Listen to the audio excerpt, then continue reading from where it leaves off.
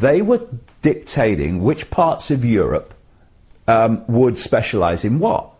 So they decided that places like, you know, Germany would do this and that, but Britain, that would concentrate on service industries like insurance and banking and finance, and that therefore, because agriculture and industry and stuff like that was going to specialize elsewhere, in Britain all those things were going to be run down. And so while people in Britain and every other country were seeing these kind of changes in the way the country was, like through the Margaret Thatcher era, through the 80s, that Conservative government targeted, absolutely targeted, on purpose, blatantly, knowingly, at the core level, the coal industry in Britain. So we don't have a coal industry now. And we are an island, and yet our fishing industry is being decimated by European Union law. And so what people have perceived over the decades of the European Union as their countries changing and thinking, why is it happening? Now it's clear why. It was all being prepared for where we are. The idea is to break the countries of Europe up into regions, because the idea is to de-unify any unification of response to the edifice of power above. Now, if you look around the world, whether it's the family, whether it's any grouping that can pull people together as a unit, and in a unified way, a unified response, they're being targeted. And one of those unification forces is a sense of nation, a sense of country. So what we're seeing, not just in Europe, but blatantly in Europe, is the bringing down of borders. For what? For what reason? Same in America, it's happening. So that people from other cultures can pour into other cultures, and people from this culture can pour into that culture. Now, on the face of it, people might say, and I might agree with them, well, you know, we're all kind of just human beings. But if we're going to be streetwise, we need to understand not just what's happening, but why it's happening.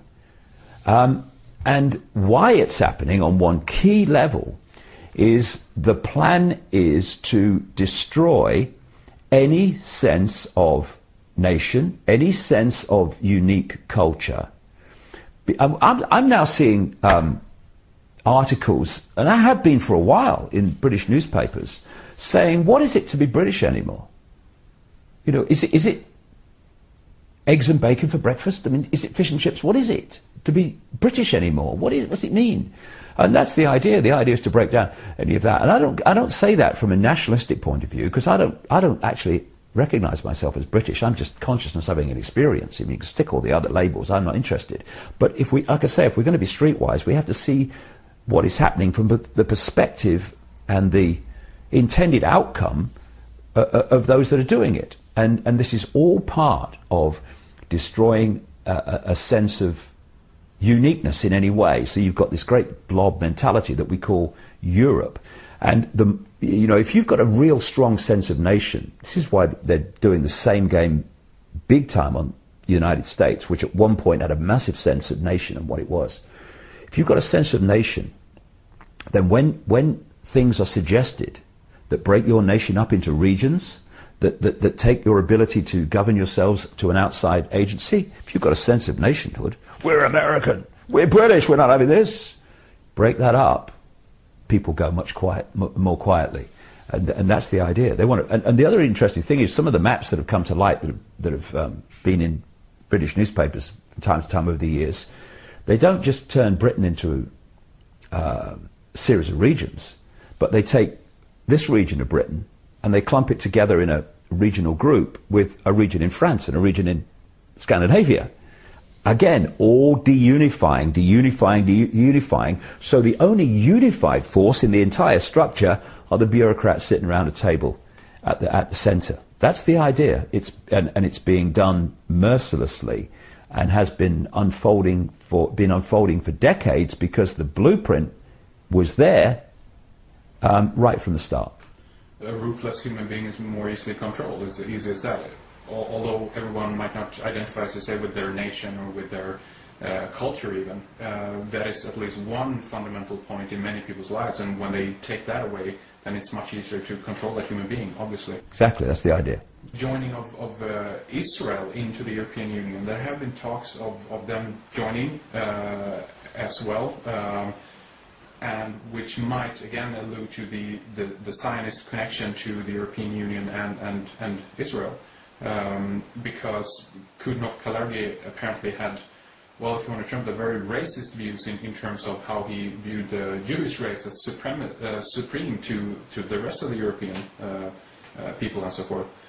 Do you think that's the case? Do you think they go hand in hand? We talked about the Rome connection, obviously, but in terms of Zionism, if we look at that from one thing, are those separate, or do they go hand in hand, Rome and Israel, or Zionists? They're all connected, and they're connected through the House of Rothschild. See, if people just took a breath and looked at the whole scene, they would ask a series of questions. Why does that slither of land called Israel, and I've driven around it, and you can virtually drive around it in a day, why does that have so much power? Why is it the biggest, by far, recipient of American aid when it is one of the richest per capita countries in the world? Why does it have the biggest F-16 fleet outside America? How come it can have a very considerable arsenal of nuclear weapons, refuse to sign a non-proliferation treaty, and have a breathtaking agreement, which has just been confirmed by Barack Obama in the last few months, that they have a policy in terms of America and other countries and Israel, that they don't ask whether they've got nuclear weapons, and therefore Israel doesn't have to say if they have or not. This is an official policy. Why, when they pepper bomb the most crowded piece of land in the world and instigate slaughter on a shocking scale, does the international community, apart from one or two people, say nothing? Simple. The House of Rothschild controls Israel. It created Israel. And more than that, it created a political philosophy. Note, a political philosophy called Zionism.